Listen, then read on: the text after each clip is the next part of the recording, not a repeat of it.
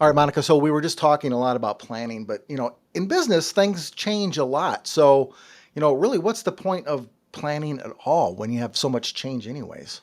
So many entrepreneurs hang themselves on the fact that their plans didn't work. You start in January and you decide, I'm going to get 4 private clients and I'm going to get 7 people in my group program.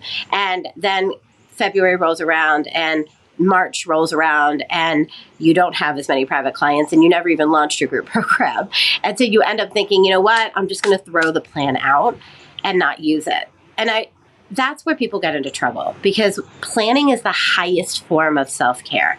Planning is the very element that is going to allow you to not pull your hair out when you get closer to the date of your events or your programs.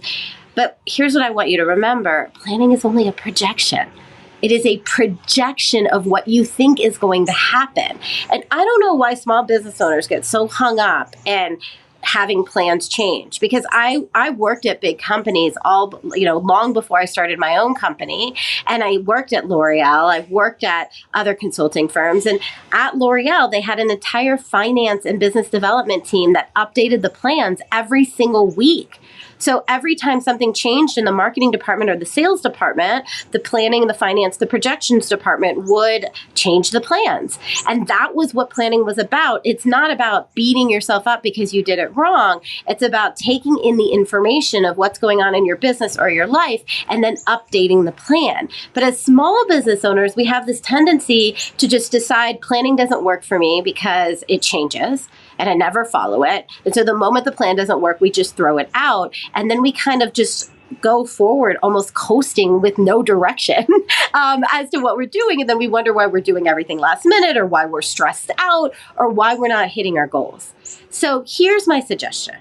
Understand that a plan is a projection, and it is meant to change. And in fact, once you make your plan, you want to update it. You want to update it weekly. You want to update it monthly. You want to update it quarterly.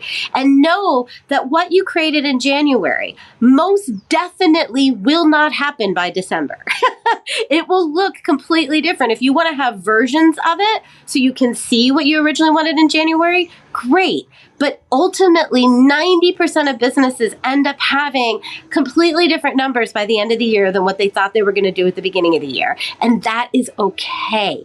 Don't beat yourself up. Forgive yourself for that and keep moving forward. And if you do it this way without beating yourself up, you're going to create a lot more inspiration, a lot more creativity, and lo and behold, you might even exceed your plan by the end of the year because you're not so worried about holding on so tightly to it.